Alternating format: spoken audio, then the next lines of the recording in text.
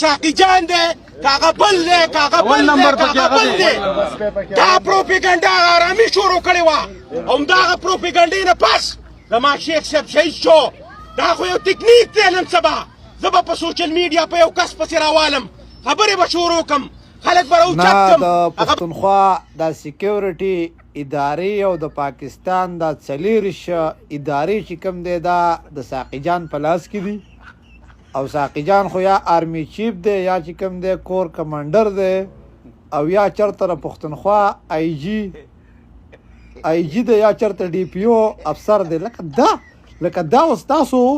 قمقلي ده داود شاه صحیح خبره کړې وای د خرو سره مې ژوند دی د خرو سره مې ژوند دی ما ته خو تاسو ډېرې کنځلې وکړې د خبرې جواب چې کوم دی دا بیرته کنځله نه ده او په دلایل او په اصولو کې به خبرې کوو د سکیورټي ادارو چې کوم دی که نه د پېښور کې چې دا مننه خوله کې مې کوپر راشي په پېښور کې چې دا کوم دا سکیورټي مشران ناست دي دا آی جي خبر پښتونخوا دی کور کمانډر دی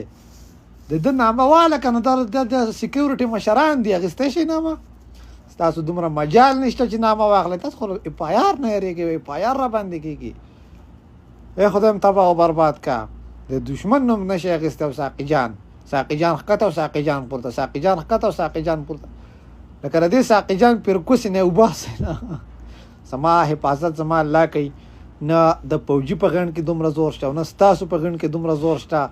او مولانا صاحب دی الله تعالی شهادت دا وګوره د مچ امرانه یې نه کېږي خوځیرانه نه او د مولانا صاحب دی الله تعالی مغفرت نصیب کړي الله تعالی د شهادت قبول کړي خو نران شي بیا د دشمن نامه واخلئ لکه څنګه چې ما واخیسته ستاسو خو ایمان نشته خو تا ته پته ده چې ساقي جان وروره د مازدیګر مونځ دی اورې د مازدیګر مونځ دی زه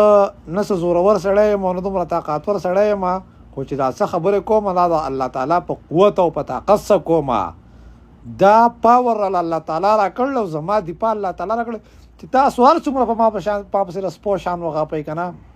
زما الله تعالی نه دی دا فیصلې هغه کوي او تاسو له ځانه منافقان جوړ کوئ دا کونې وشلوئ قسم په خدای که دې شین نقطه مې هم وګورئ هر څه چې کوي زما خدای کوي زما په خدای پوره بروسه ده د ټیزن زامنو که دومره تکړه یې نو د اوریجنل دشمن نوم هم واخلئ